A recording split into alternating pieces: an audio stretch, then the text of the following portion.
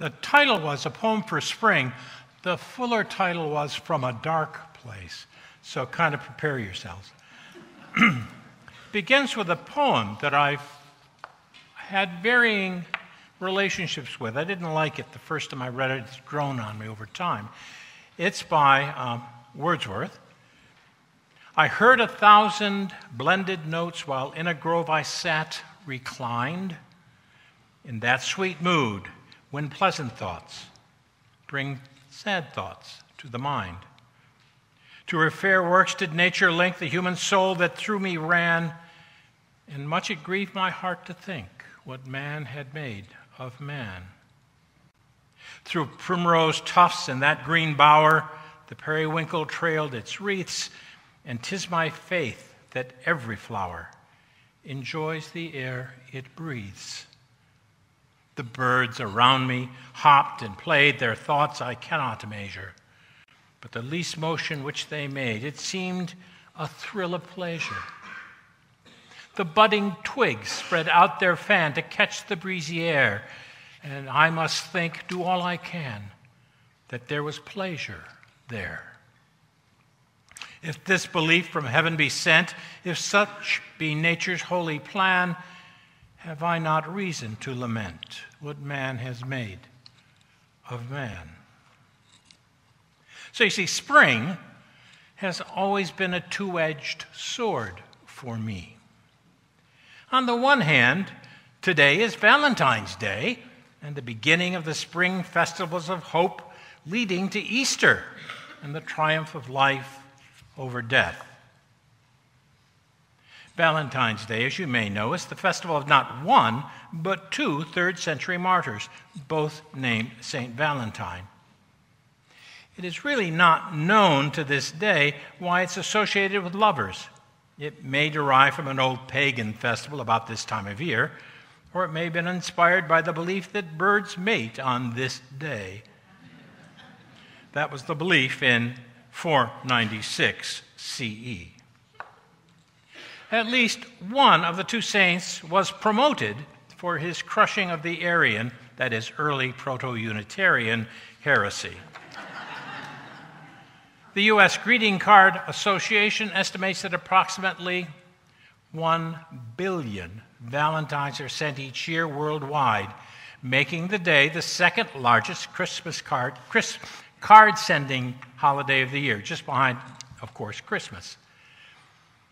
It is no longer, as far as I can tell, particularly anti-Unitarian. The theme of spring and the season, of course, is hope and triumph. And I am all for hope. On the other hand, it was T.S. Eliot who observed in one of his poems, spring is a call to action, hence the disillusionment. Therefore, April is called the cruelest month. I thought I would attempt a balancing act this morning. Triumphalism in all its forms has always been, for me, suspect. I do not see the world in black and white. It is not like every choice is bifurcated. Humankind is perfect or worthless, or jingoism. America is either great or terrible. Life itself is neither good nor bad. Life, I would say, on balance, is a good gift, but it is not unalloyed with stuff that is, how shall I say this, less good, tragic, mean, selfish, stupid. From our ambivalence toward the stranger, our welcoming of immigrants, and our fear of immigrants, to all the religious conflicts we have faced over time. I'm forced to look at all of those things, and while I'm not terribly pleased with many of the facts of life as I find them, I am committed to trying to see them whole. I love Henry David Thoreau's commitment to trying to understand. I remember Thoreau's Walden when I was in high school. I guess it must have been being really boring, and my having to reread it for a sermon I was doing once and discovering he had improved tremendously in the intervening years. He is really funny. I did not wish to live what was not life. Living is so dear. Nor did I wish to practice resignation unless it was quite necessary. I wanted to live deep and suck out all the marrow of life, to live so sturdily and Spartan-like as to put to rout all that was not life, to cut a broad swath and shave close, to drive life into a corner and reduce it to its lowest terms, and, if it proved to be mean, why then to get the whole and genuine meanness of it, and publish its meanness to the world, or if it were sublime, to know it by experience, and be able to give a true account of it in my next excursion. Thoreau was aware of complexity, and I'm willing to admit, a fond fan of complexity.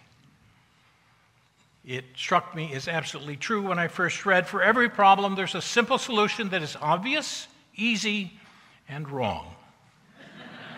I am hardwired to distrust easy and simple explanations. And so Wordsworth's poem, titled Lines Written in Early Spring, resonates with me. It is not about nature, really, but about humankind, how we see ourselves when compared to what we see in nature. I heard 1,000 blended notes while in a grove I sat reclined, in that sweet mood when pleasant thoughts bring sad thoughts to the mind. To her fair works did nature link the human soul that through me ran, and much it grieved my heart to think what man had made of man. It is the juxtaposition of pleasant and sad that lifts Wordsworth above the common run of poets. As I read it, I said, just so. I appreciate nature because it does bring a kind of perspective that relegates my day-to-day worries to their proper place, and finally, the worries of humankind to a kind of more proper place, a Copernican type of revolution. We are not the center. It is not that nature with a capital N is beautiful. Beauty is, after all, a human construct. We bring beauty to the equation. Nature doesn't care. Nature is. And so, over the years, I've been and am absolutely committed to telling the truth, pure and complicated. That the bar is impossibly high is one of the ironies of ministry I have always appreciated. Even as I say it, it sounds impossibly pretentious, but there you are. I've always liked Kurt Vonnegut's description of all of us as like cuckoo clocks in hell. Gears bent with randomly stripped cogs, torn off by experience, ignorance, stupidity, education, and lack of education, keeping time, sometimes losing a second or two, then jumping ahead a minute, and then stopping, only to start up again. Vonnegut did not claim that he had escaped that damage. He did claim, with some pride, that he had never intentionally torn off a clog, saying, "Here's a fact I can do without." Good for him. Good for me, too. Our job as spiritual beings is to try and respond to a world imperfectly known and on its face imperfect with gratitude, generosity, and humility. It's all right. I know you can't do it. Me either. But that's the goal. It is the purpose of religion and worship and the church. Where else can you possibly find a place where you can try and, yes, fail at such a magnificent quest? Where, but within these walls, or walls like these walls, is it possible to ask the questions that must be asked and accept the partial and sometimes downright wrong answers we keep accepting, and then still dare to go on.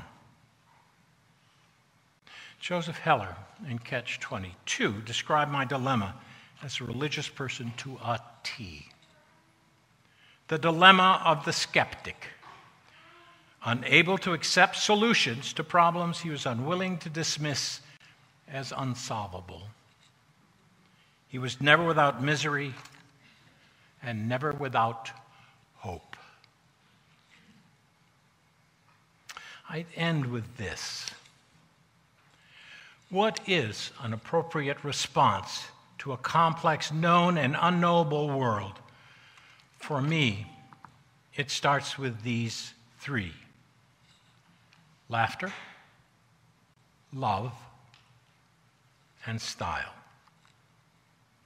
Laughter, the ability to look at ourselves and the world and others and act as though we were standing next to God, him or herself, punching him or her in the ribs and saying, "Did you see that?"